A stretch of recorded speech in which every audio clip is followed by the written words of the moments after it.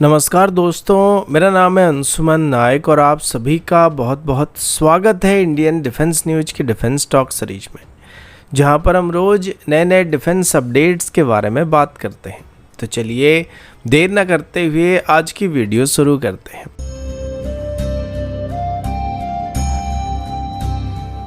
आज की पहली अपडेट इंडियन एयरफोर्स की तरफ से है। ऑपरेशन सिंदूर के दौरान रफाल जेट्स के द्वारा इस्तेमाल किए गए स्कैल्प ईजी या स्टॉर्म शैडो मिसाइल अपने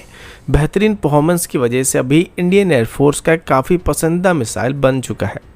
अभी खबर आ रही है कि इंडियन एयरफोर्स की तरफ सभी MBDA के साथ डिस्कशन किया जा रहा है ताकि रफाल के अलावा अभी तेजस मार्क 1 और तेजस मार्क 2 में भी आगे चल के स्कैल्प ईजी मिसाइल को इंटीग्रेट किया जा सकेगा। स्कैल्प ईजी एक stealth long range air launched cruise missile है जिसका रेंज अप्रॉक्सीमेटली 560 किलोमीटर तक हो सकता है। ये मिसाइल 450 kg तक का एक पावरफुल वॉरहेड को भी कैरी करता है और लो अल्टीट्यूड में टेरेन फॉलोइंग मोड में फ्लाई करता है, जिस वजह से दुश्मन की एयर डिफेंस सिस्टम इसको डिटेक्ट नहीं कर पाते हैं। इसके एडवांस गाइडेंस सिस्टम में inertial navigation system, GPS, terrain reference navigation system और इमेजिंग इन्फ्रारेड सीकर का इस्तेमाल किया जाता है, जो कि मिसाइल को पिन पॉइंट एक्यूरेसी के साथ हिट करने की कैपेबिलिटी प्रोवाइड करता है। ऑपरेशन सिंदूर के दौरान इस मिसाइल को रफाल से लॉन्च किया गया था और डायरेक्टली हाई वैल्यू टारगेट को स्ट्राइक किया गया था, जिसमें पाकिस्तान के बहावलपुर में मौजूद जैसे मोहम्मद के हेडक्वार्टर, नूर खान एयरवेज के C2 सेंटर और किराना हिल के सस्पेक्टेड न्यूक्लियर साइट भी शामिल है। सैटेलाइट इमेजरी की तरफ से बात भी अभी कंफर्म किया गया कि स्कैल्प मिसाइल की स्ट्राइक से हार्डन बंकर्स और हैंगर्स को भी डिस्ट्रॉय किया गया, लेकिन अभी प्रॉब्लम ये कि भारत के पास अभी 36 रफाल मौजूद है, जिस वजह से लार्ज स्केल ऑपरेशन में स्कैल्प मिसाइल को डिप्लॉय करने के लिए हमारे पास ज़्यादा एयरक्राफ्ट मौजूद नहीं होने वाले हैं।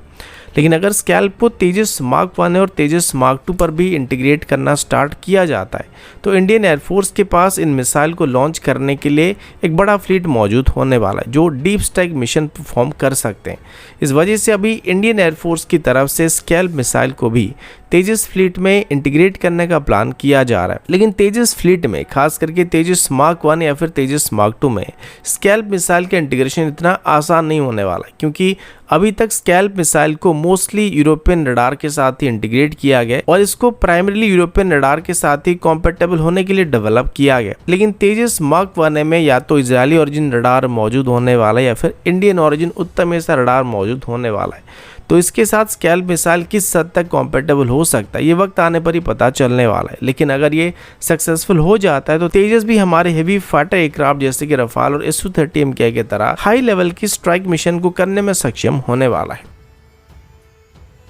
अगला अपडेट DRDO की तरफ से है। DRDO की तरफ से इस साल अपने सुपरसोनिक मिसाइल असिस्टेड टॉर्पेडो यानी कि स्मार्ट सिस्टम का एक और डेवलपमेंटल ट्रायल को कंडक्ट करने की तैयारी किया जा रहा है। ये टेस्ट शायद इस सिस्टम की आखिरी डेवलपमेंटल ट्रायल होने वाला है और इसके बाद इसे इंडियन नेवी में इंडक्शन के लिए फॉर्मली ऑफर किया जाने वाला है। स्मार्ट सिस्टम के बारे में बात करें तो ये canister based long range supersonic anti submarine missile system है। इसका मेन मकसद एक लाइटवेट टॉर्पेडो को स्टैंड अप डिस्टेंस से मिसाइल की मदद से डिलीवर करना है, जिससे भारत की एंटी सबमरीन वॉरफेयर कैपेबिलिटी काफ़ी हद तक एनहांस हो सकता है। इस मिसाइल का सबसे पहला टेस्ट अक्टूबर 2020 में उड़ीसा की व्हीलर आइलैंड से कंडक्ट किया गया था। उसके बाद कई वैलिडेशन ट्रायल भी किए गए थे जिसमें इसकी गाइडेंस सिस्टम, रेंज और इंटीग्रेशन चेक को कंडक्ट किया गया था। सबसे लेटेस्ट ट्रायल 2024 में किया गया था और अभी तक इसकी टोटल 3 सक्सेसफुल डेवलपमेंटल टेस्ट किया जा चुका है। ये एक हाइब्रिड सिस्टम है जिससे मिसाइल की स्पीड और रेंज के साथ साथ टॉर्पेडो की लिथिलिटी को कंबाइन किया गया। ये मिसाइल सुपरसोनिक स्पीड में 643 किलोमीटर के आसपास ट्रैवल कर सकता है और अपने पेलोड में एक लाइटवेट टॉर्पेडो को कैरी कर सकता है जिसका रेंज अप्रॉक्सीमेटली 20 किलोमीटर के आसपास होने वाला है और इसमें 50 kg तक के एक हाई एक्सप्लोसिव वॉरहेड को इस्तेमाल किया जा सकता है। इस सिस्टम में 2-वे डेटलिंग सिस्टम भी दिया गया है जो रियल टाइम अपडेट प्रोवाइड करने मदद करने वाला है। जब मिसाइल टारगेट के पास पहुंचता है तब वो टॉर्पेडो को वाटर में रिलीज कर देता है और फिर टॉर्पेडो अपने autonomous search and destroy mode में ऑपरेट करने लगता है। ये सिस्टम एक मेजर ऑपरेशनल चैलेंज को सॉल्व करता है क्योंकि अब नेवी हॉस्टाइल सबमरीन या वेसल को हंड्रेड्स ऑफ किलोमीटर की दूरी से न्यूट्रलाइज कर सकती है, जबकि अभी के लाइटवेट और हैवीवेट टॉर्पेडो की बात करें तो ये बस 20 किलोमीटर से लेकर 50 किलोमीटर की दूरी तक ही टारगेट को हिट कर सकते हैं। स्मार्ट सिस्टम को सरफेस वॉरशिप्स के साथ साथ लैंड बेस्ड प्लेटफॉर्म जैसे कि ट्रक माउंटेड सिस्टम से भी इस्तेमाल किया जा सकता है। ये दुश्मन की सबमरीन को हमारे कोस्टल वाटर में आने से रोकने में मदद करने वाले हैं, साथ ही एक स्टैंड अप डिस्टेंस से उनके साथ एंगेज होने की कैपेबिलिटी प्रोवाइड करने वाले। और अभी अगर इसकी अपकमिंग ट्रायल सक्सेसफुल हो जाता है तो स्मार्ट सिस्टम इंडियन नेवी को आगे चल के हैंडओवर कर दिया जाएगा। इसके इंडक्शन के बाद भारत उन सिलेक्टेड कंट्रीज के लिस्ट में शामिल होने वाला है जिनके पास ऐसे stand up anti submarine capability मौजूद होने वाली, जो कि आज तक किसी भी देश के पास मौजूद नहीं है। अगला अपडेट DRDO की तरफ से, जहां पर DRDO की तरफ से अभी एक नई इन्फॉर्मेशन सामने आई है कि DRDO की तरफ से अभी एक्टिवली एक एयर लॉन्च मिसाइल को डेवलप करने पर काम किया जा रहा है, जो कि प्रलय short range tactical ballistic missile का एक एयर लॉन्च वेरिएंट होने वाला है। प्रलय मिसाइल के बारे में बात करें तो ये एक काफ़ी पॉपुलर टैक्टिकल बैलिस्टिक मिसाइल है जिसको फिलहाल सरफेस टू सरफेस अटैक करने के लिए इस्तेमाल किया जा सकता है, लेकिन अभी इसको बेस करके एक एयर लॉन्च वेरिएंट को भी डेवलप करने की कोशिश किया जा रहा है, लेकिन ये प्रोसेस इतना आसान नहीं होने वाला है। रीजन ये कि करंट प्रलय मिसाइल का वेट अप्रॉक्सीमेटली 5 टन के आसपास होने वाला है, जबकि हमारी सबसे हैवी एयरक्राफ्ट यानी कि Su-30 MKI की पेलोड कैरिंग कैपेसिटी 2.5 टन तक की लिमिटेड है। यानी कि Su-30 MKI की सबसे मजबूत हार्ड पॉइंट में यानी कि इसकी सेंटर पायलॉन में हम मैक्सिमम 2.5 टन तक की पेलोड को कैरी कर सकते हैं, जिस वजह से प्रलय मिसाइल की एयर लॉन्च वेरिएंट को डेवलप करने में अभी इसका वेट हमारे लिए सबसे बड़ा प्रॉब्लम बनने वाला है। अभी तक क्लियर नहीं है कि DRDO की तरफ से किस तरीके से मिसाइल की वेट को कम किया जाने वाला है, क्योंकि 5 टन की वेट के साथ इसे किसी भी एयरक्राफ्ट में इंटीग्रेट करना संभव नहीं होने वाला है। एक पॉजिटिव पॉइंट ये भी है कि साइज के हिसाब से प्रलय मिसाइल ब्रह्मोस मिसाइल के मुकाबले काफ़ी छोटा है, जो कि एक डिज़ाइन एडवांटेज यहाँ पे प्रोवाइड कर सकता है, लेकिन यहाँ पर इसकी वेट सबसे बड़ा प्रॉब्लम क्रिएट करने वाला है। अगर ये प्रोजेक्ट अभी सफल हो जाता है तो एयर लॉन्च प्रलय मिसाइल का variant solid fuel rocket motor के साथ एक क्वेश्चन बैलिस्टिक मिसाइल बन सकता है, जो कि हाइपरसोनिक स्पीड को हासिल कर सकता है। इस मिसाइल की खास बात ये होगा कि ये मिसाइल टर्मिनल फेज में भी मैन्यूवर को परफॉर्म कर पाएगा, जिस वजह से एंटी बैलिस्टिक मिसाइल इंटरसेप्ट के लिए इसको इंटरसेप्ट करना और ट्रैक करना बहुत ही मुश्किल होने वाला है। मतलब सिंपल शब्दों में अगर कहा जाए तो एयर लॉन्च प्रलय मिसाइल हमारी air to surface track weapons में एक कॉस्ट इफेक्टिव लेकिन पावरफुल ऑप्शन बन सकता है।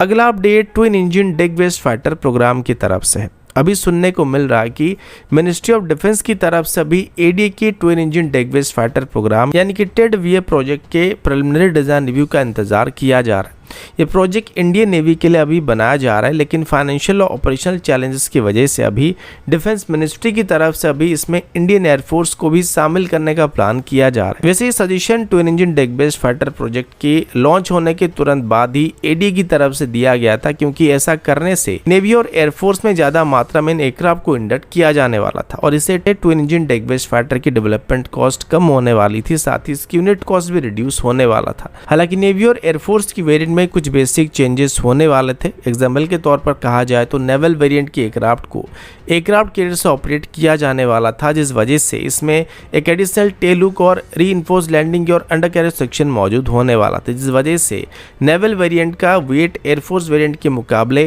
1 टन से लेकर 2 टन के आसपास ज़्यादा होने वाला था। लेकिन इनिशियली जब ADA की तरफ से प्रपोजल दिया गया था तो इंडियन एयरफोर्स की तरफ से twin engine deck based fighter की एयरफोर्स वेरिएंट यानी कि ऑर्का को अपने सर्विस में शामिल करने से रिजेक्ट कर दिया गया था। बदले में इंडियन एयरफोर्स की तरफ से ज़्यादा मात्रा में तेजस मार्क 2 को अपने सर्विस में शामिल करने का प्लान किया गया था। पहले नेवी की तरफ से बात बताया गया था कि वो 140 के आसपास twin engine deck based fighter को अपने सर्विस में शामिल करने वाले थे, लेकिन अभी बजट कट होने की वजह से और कैरियर प्लान कम होने की वजह से ये रिक्वायरमेंट घटकर 80 के आसपास सीमित होने वाला, जिस वजह से इस प्रोजेक्ट का फाइनेंशियल बेस अभी थोड़ा वीक होने लगा। इसी वजह से अभी एयरक्राफ्ट की यूनिट कॉस्ट को कम करने के लिए, उसकी डेवलपमेंट कॉस्ट को मैनेज करने के लिए डिफेंस मिनिस्ट्री की तरफ से इसमें एयरफोर्स को भी शामिल करने का प्लान किया जा रहा है। अगर दोनों फोर्स कंबाइन करके ऑर्डर करते हैं तो 150 से 200 के आसपास twin engine deck based fighter को इंडियन एयरफोर्स और नेवी में शामिल करने की उम्मीद किया जा रहा है, जिससे प्रोडक्शन कॉस्ट कम होने के साथ साथ प्रोग्राम की डेवलपमेंट कॉस्ट भी यहाँ पे थोड़ा रिड्यूस होने वाला है। और वैसे भी हम मल्टी रोल कॉम्बैट एयरक्राफ्ट की टेंडर में एक 4.5 जनरेशन फाइटर को एक्वायर करने की प्लान कर रहे हैं, तो twin engine deck based fighter की एयरफोर्स वेरिएंट इसका एक इंडिजिनस ऑप्शन हो सकता है, जो कि वर्तमान की मल्टी रोल कॉम्बैट एयरक्राफ्ट की टेंडर में इंडियन एयरफोर्स को ऑफर किए गए किसी भी 4.5 जनरेशन फाइटर से काफ़ी बेहतर सिस्टम के साथ आने वाले हैं, जिस वजह से अभी डिफेंस मिनिस्ट्री की तरफ से ट्विन इंजन डेग बेस्ड फाइटर और ओमनी रोल कॉम्बैट एयरक्राफ्ट दोनों को ही कंसिडर करने का सजेशन दिया जा रहा है। अगला अपडेट पाकिस्तान की तरफ से है। 14 अगस्त 2025 को पाकिस्तान के पीएम शहबाज शरीफ की तरफ से ऑफिशियल एक नई कमांड का अनाउंसमेंट किया गया था, जिसका नाम आर्मी रॉकेट फोर्स रखा गया है। ये बेसिकली एक डेडिकेटेड मिसाइल सेंट्रिक कमांड होने वाली है, जिसका main focus tactical ballistic missile और क्रूज मिसाइल की मदद से या रॉकेट की मदद से कन्वेंशनल स्ट्राइक को करने का होने वाला है। इस रॉकेट फोर्स की असल में पाकिस्तान की सबसोनिक क्रूज मिसाइल जैसे कि फतेह 4 और बाबर जैसे मिसाइल को इंक्लूड किया जा रहा है। ये missile specially terrain hugging flight path के लिए डिजाइन किए गए ताकि भारत के एडवांस एयर डिफेंस सिस्टम को सैचुरेट करके ओवरलोड किया जा सकेगा। इस मूव को मई 2025 में भारत की तरफ से किए गए ऑपरेशन सिंदूर के डायरेक्ट रिस्पांस माना जा रहा है, जहां भारत के ब्रह्मोस और प्रलय जैसे मिसाइल का इस्तेमाल करके या स्कैल्प जैसे मिसाइल का इस्तेमाल करके पाकिस्तान की डिफेंस इंफ्रास्ट्रक्चर को हेवी डैमेज पहुंचाया गया था। लेकिन अभी पाकिस्तान की तरफ से सेट किए गए रॉकेट फोर्स भारत के लिए सबसे बड़ी प्रॉब्लम क्रिएट करने वाला है, वो इकोनॉमिक चैलेंज होने वाला है। यानी कि पाकिस्तान की तरफ से फायर किए गए मिसाइल को इंटरसेप्ट करने के लिए हमें जो मिसाइल का इस्तेमाल करना पड़ेगा, ये पाकिस्तान की मिसाइल के मुकाबले काफ़ी ज़्यादा होने वाला है। तो इकोनॉमिक ऑफ इंटरसेप्शन काफ़ी महंगा हो जाएगा, क्योंकि Pakistan low cost cruise missile का इस्तेमाल करके भारत पर हमला करने की प्लानिंग बना रहा है। और अगर भारत उन मिसाइल को इंटरसेप्ट करने के लिए हमारी महंगे surface to air missile system का इस्तेमाल करता है, तो कॉस्ट डिसएडवांटेज भारत के पास ही रहने वाला है। इसी वजह से भी एक्सपर्ट्स का कहना है कि भारत को urgently low cost interceptor missile program को डेवलप करने की जरूरत पड़ने वाली, जो कि ज़्यादा नहीं बल्कि 40 से 50 किलोमीटर की रेंज के अंदर स्पेशली लो फ्लाइंग क्रूज मिसाइल और रॉकेट को न्यूट्रलाइज करने में सक्षम होना चाहिए। इसकी पॉसिबल सोल्यूशन की बात करें तो पिनाका रॉकेट, QRSAM और सीराम टेक्नोलॉजी को बेस करके कुछ सिस्टम को डेवलप किया जा सकता है। अगर इंडिजिनस सीकर प्रोपल्सन सिस्टम और सिंप्लीफाइड मैन्युफैक्चरिंग को कंबाइन किया जाए तो भारत ऐसे इंटरसेप्टर मिसाइल को डेवलप कर सकता है, जो मास प्रोड्यूसेबल होने के साथ साथ सस्ते भी पड़ सकते हैं। और ऐसा करने से भारत इफेक्टिवली पाकिस्तान की रॉकेट फोर्स को काउंटर करने में सक्षम होने वाला है। तो दोस्तों, अभी के लिए इतना ही। मिलता हूँ आपसे अगले वीडियो में, तब तक के लिए जय हिंद, वंदे मातरम।